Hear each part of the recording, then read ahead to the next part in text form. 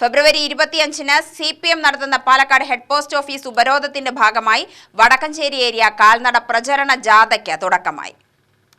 കിഴക്കഞ്ചേരി വാൽക്കുളമ്പിൽ നടന്ന ജാഥയുടെ ഉദ്ഘാടനം CPIM ജില്ലാ കമ്മിറ്റി അംഗം കെ ശാന്തകുമാരി MLA ഉദ്ഘാടനം ചെയ്തു. കേന്ദ്രത്തിലാകട്ടെ BJP തുടർച്ചയായി മൂന്നാം ടേമിലേക്ക് വന്നിരിക്കുകയാണ്. ആദ്യത്തെ 2 ടേമിൽ വ്യത്യസ്തമായി മൂന്നാമത്തെ ടേമിലേക്ക് വരുമ്പോൾ പ്രബലമായ ഒരു പ്രതിപക്ഷം ഇന്ന് പാർലമെന്റിനകത്തുണ്ട് എന്നുള്ളതാണ്. ഇന്ത്യ രാജ്യത്തിലെ മറ്റു സംസ്ഥാനങ്ങളെ പോലെ തന്നെയാണ് ഈ കേരളവും.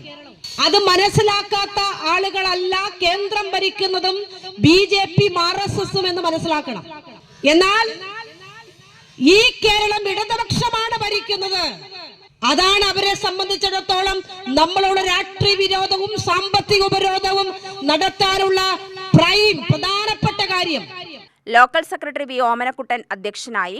CPIM ജില്ലാ കമ്മിറ്റി അംഗങ്ങളായ CK ചാമുണ്ണി, KN സുകുമാരൻ, ജാഥ captain T Kannan, manager V Radhakrishnan, S Radhakrishnan, C Thampu, CK Narayanan, PM Kaladharan, K Omana, AT Ouseph എന്നിവർ സംസാരിച്ചു.